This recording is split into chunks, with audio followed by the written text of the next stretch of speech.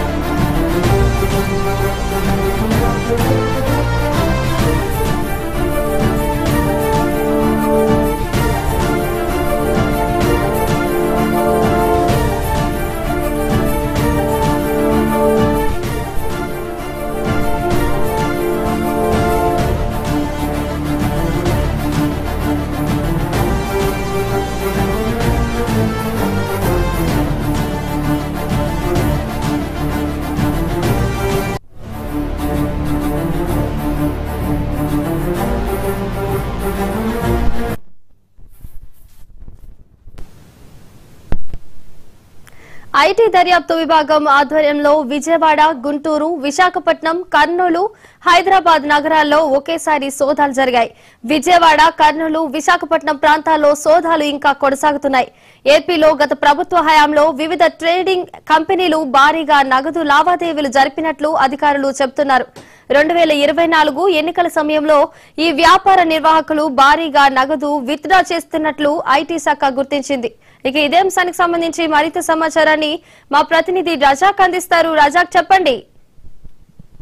Thank you madam. ప్రస్తుతానికైతే ఏదైతే పప్పు ధాన్యాలకు సంబంధించిన దుకాణాలు కావచ్చు, వాళ్ళకి సంబంధించిన గోడౌన్లు కావచ్చు, వాళ్ళకి సంబంధించిన వ్యాపార సముదాయాలు ఏదైతే ఉన్నాయో ఆంధ్ర, తెలంగాణ 2 రాష్ట్రాలు కలిపి సుమారు 25 ప్రాంతాల్లో అయితే 20 బృందాలుగా విడిపోయి సోదాలు నిర్వహిస్తా ఉన్నారు.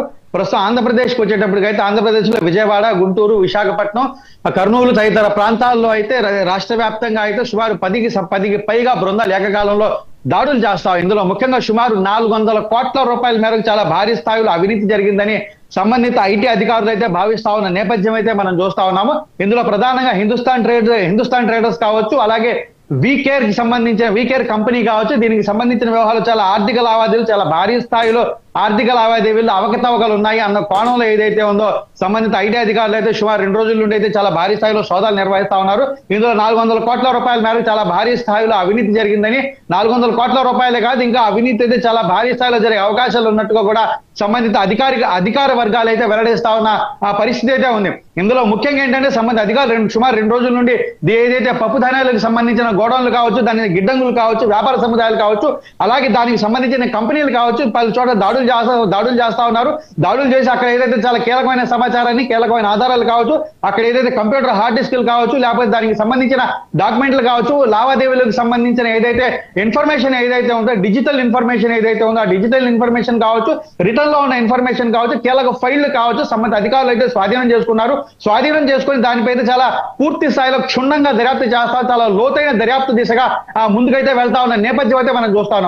మరొక కోణం మనం చూసుకుంటే ఇప్పుడు ఏదైతే రాష్ట్ర వ్యాప్తంగా ఏదైతే పప్పు ధాన్యాలు ఏదైతే ఉన్నాయో, అటు కందిపప్పు కావచ్చు, పెసరపప్పు కావచ్చు, మినగపప్పు, ఏదైతే పప్పు ధాన్యాలు ఏదైతే ఉన్నాయో దీంట్లో చాలా కల్తీకి సంబంధించిన వ్యవహారం కూడా చోటు చేసుకుందని చెప్పేసి కూడా మనకైతే సమాచారం అందుతా ఉంది. సో ఇది చాలా ఏదైతే పప్పు ధాన్యాల్లో భారీ స్థాయి కల్తీకి పాల్పడ్డారు, చాలా భారీ స్థాయిలో కల్తీ చేశారు.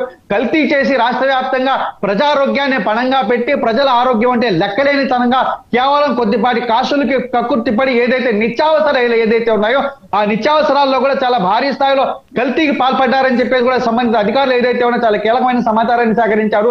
అలాగే మరొక విధంగా మనం చూసుకున్నట్టయితే ఈ ఏదైతే కల్తీ ఏదైతే ఉందో గత సుమారు ఒక 4 సంవత్సరాల నుండి ఏదైతే కల్తీ జరుగుతా ఉందని చెప్పేసి దీనిలో చాలా భారీ స్థాయిలో అవకతవకలు పాల్పడతా ఉన్నారని చెప్పేసి కూడా సంబంధిత అధికారులు అయితే భావిస్తా ఉన్నారు. అధికారులు అయితే ధృవీకరించిన పరిస్థితి అయితే ఉంది. ఇందులో ముఖ్యంగా గతంలో వైఎస్ఆర్ కాంగ్రెస్ పార్టీ ఏదైతే 2024 కంటే ముందు వైసీపీ ప్రభుత్వం ఏదైతే ఉందో వైసీపీ ప్రభుత్వ హయాంలో చాలా భారీ స్థాయిలో సంక్షేమ పథకాలు అయితే అనౌన్స్ చేశారు. సంక్షేమ పథకాలు మేము ఇస్తా ఉన్నామని చెప్పేసి కూడా ప్రకటించడం జరిగింది. సో ప్రకటించిన నేపథ్యంలో పలు కంపెనీలు ఏదైతే ఉన్నా వాళ్ళందరూ టెండర్లు వేసుకున్నారు. ఆ టెండర్లు వేసుకున్న కంపెనీలో కొన్ని ఏదైతే పెద్ద కంపెనీలు ఏదైతే ఉన్నా కొన్ని ప్రధానమైన కంపెనీలు ఏదైతే ఉన్నాయో ఆ కంపెనీలు ఏదైతే కొంతమంది వైఎస్ఆర్ కాంగ్రెస్ పార్టీకి సంబంధించిన ప్రభుత్వ పెద్దలతో కావచ్చు, అప్పుడు మంత్రులతో కావచ్చు, అలాగే అప్పుడు సంబంధిత ఏదైతే అధికారులు ఎవరైతే ఉన్నారో ఆ అధికారులు ఏదైతే దీనికి సంబంధిత అధికారులు ఎవరైతే ఉన్నారో పౌర సరఫరాల శాఖకు సంబంధించిన కొంతమంది అధికారులతో ములాఖాత్ అయ్యి కావచ్చు, అలాగే కొంతమంది నాయకులతో రాజకీయ నాయకులతో కావచ్చు, ప్రభుత్వ పెద్దలతో కావచ్చు, వీళ్ళు వాళ్ళతో సిండికేట్ అయ్యి వాళ్ళతో ములాఖాత్ అయ్యి అప్పుడు ఏదైతే ఉందో ఏదైతే ప్రభుత్వ నిత్యావసర దుకాణాలు ఏదైతే ఉన్నాయో, ప్రభుత్వ రేషన్ షాపులు కావచ్చు, రేషన్ డిపోలు ఏదైతే ఉంటాయో అక్కడ బియ్యంతో పాటు కందిపప్పు కావచ్చు, లేకపోతే ఇతర పప్పు ధాన్యాలు కూడా సరఫరా చేయాలి. వాళ్ళు సరఫరా చేసేందుకు కావచ్చు, దానికి సంబంధించి టెండర్లు కావచ్చు, ఆర్డర్లు కావచ్చు తీసుకున్నారు కొంతమంది. సో తీసుకొని ఏదైతే ప్రభుత్వ రేషన్ డిపోలకి పప్పు ధాన్యాలు సరఫరా చేయకుండానే సరఫరా చేసేసినట్టు బిల్లులు ప్రవేశపెట్టడం, అలాగే దానికి సంబంధించిన పూర్తి ఆధారాలు ఏదైతే ఉన్నాయో గత వైసీపీ ప్రభుత్వ హయాంలో దీనికి సంబంధించిన పప్పు ధాన్యాలు రేషన్ డిపోలకు సరఫరా చేయకుండానే చేసేసామని చెప్పేసి దానికి సంబంధించిన నకిలీ బిల్లులు కావచ్చు, దొంగ బిల్లులు కావచ్చు, వీటన్నిటిని ప్రవేశపెట్టి ఏదైతే రాష్ట్ర ప్రభుత్వానికి సంబంధించిన ఖజానాకు చాలా భారీ స్థాయిలో గండి కొట్టారని చెప్పేసి కూడా సంబంధిత అధికారులు అయితే దీనిపై కూడా దృష్టి సారించారు. దీనిపై కూడా చాలా లోతైన దర్యాప్తు అయితే చేస్తా ఉన్నారు. సో ఇందులో ఎవరెవరు పాల్గొన్నారు, ఎన్ని కంపెనీలు ఉన్నాయి, అలాగే గత వైసీపీ ప్రభుత్వ హయాంలో ఏదైతే రేషన్ డిపోలు ఏదైతే ఉన్నాయో రాష్ట్ర ప్రభుత్వం ప్రభుత్వానికి సంబంధించిన రేషన్ డిపోలు ప్రభుత్వానికి సంబంధించిన ఏదైతే నిత్యావసరాలకు సంబంధించిన దుకాణాల పేదలకు పంపిణీ చేసే ఆ బియ్యం పీడిఎస్ బియ్యం కావచ్చు, అలాగే కందిపప్పు కావచ్చు, ఇతర పప్పు ధాన్యాలు ఏదైతే ఉన్నాయో రాష్ట్ర వ్యాప్తంగా ఉన్న మధ్యతరగతి, దిగువ మధ్యతరగతి పేద ప్రజలు ఎవరైతే ఉంటారో వాళ్ళకి సరఫరా చేసేందుకు, వాళ్ళకి ఇచ్చేందుకు గాను రాష్ట్ర ప్రభుత్వం ఏదైతే నిత్యావసర రేషన్ డిపోలు రేషన్ డిపోలు నడుపుతా ఉండింది. సో వాటిల్లో కూడా అక్కడ ఏదైతే రేషన్ డిపోలకి సరఫరా చేసే ఆ కందిపప్పు కావచ్చు, పప్పు ధాన్యాల్లో కావచ్చు చాలా భారీ స్థాయిలో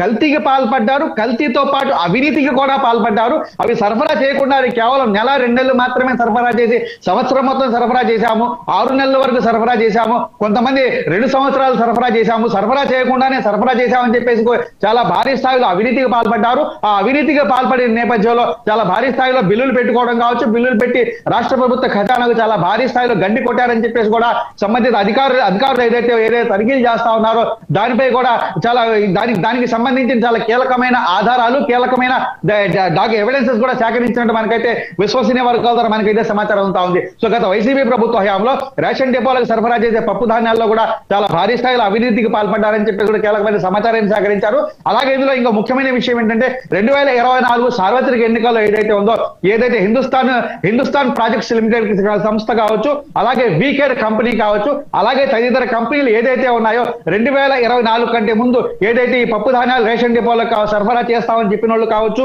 లేకపోతే దానికి సంబంధించిన సంస్థలు కావచ్చు, అలాగే రేషన్ డిపోలకు సరఫరా చేయకుండా ఆ పప్పు ధాన్యాలు ఏదైతే ఉన్నాయో వాటిని బ్లాక్ మార్కెట్ కి తరలించి కోట్లాది రూపాయలు ఏదైతే సొమ్ము చేసుకున్నాయి. ఎందుకంటే పేదలకు దక్కాల్సిన ఏదైతే పప్పు ధాన్యాలు ఏదైతే ఉన్నాయో వాటిని పేదలకు తరలించకుండా వీళ్ళ గిడ్డంగుల్లో కావచ్చు, వీళ్ళ గోడౌన్లలో కావచ్చు వాటిని డంప్ చేసుకొని నకిలీ బిల్లులు సృష్టించి నకిలీ బిల్లులు ప్రభుత్వానికి ప్రవేశపెట్టి తద్వారా కోట్లాది రూపాయలు లబ్ధి పొంది, అలాగే కోట్లాది రూపాయలు లబ్ధి పొందడం కావచ్చు, అలాగే ఏదైతే ఉందో ఏదైతే పేద ప్రజలకు చెందాల్సిన వాటిని బ్లాక్ మార్కెట్ చేసుకొని బ్లాక్ లో వాటిని విక్రయించుకొని ఎక్కడైతే దానికి సంబంధించిన డిమాండ్ ఏర్పడుతుందో ఆ డిమాండ్ ఏర్పడిన నేపథ్యంలో ఆ పప్పు ధాన్యాలు బయటికి తీసి వాటిని బయట మార్కెట్ లో బ్లాక్ మార్కెట్ లో అమ్ముకొని కోట్లాది రూపాయలు ఎవరైతే గడించారో ఇందులో కొంతమంది ఏదైతే పప్పు ధాన్యాలకు సంబంధించిన ట్రేడర్స్ ఎవరెవరైతే ఉన్నారో వాళ్ళు 2024 సార్వత్రిక ఎన్నికల సమయంలో పర్టికులర్ గా ఒక పార్టీకి సంబంధించిన అటు శాసనసభ అభ్యర్థులకు కావచ్చు,